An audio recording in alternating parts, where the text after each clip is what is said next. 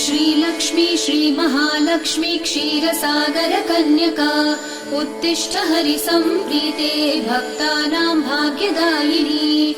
श्रीलक्ष्मी श्रीमहालक्ष्मी क्षीरसागर कन्यका उत्तिष्ठ हरिसम्प्रीते भक्तानां भाग्यदायिनी।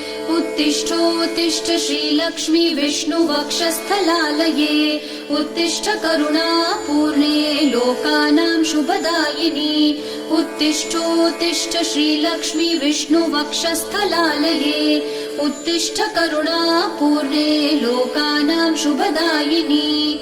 श्रीपद्ममध्यवसिते वरपद्मनेत्रे श्रीपद्महस्तचिरपूजित पद्मपादे श्रीपद्मजात जननी शुभपद्मवक्त्रे श्रीलक्ष्मी भक्तवरदे तव सुप्रभातम्।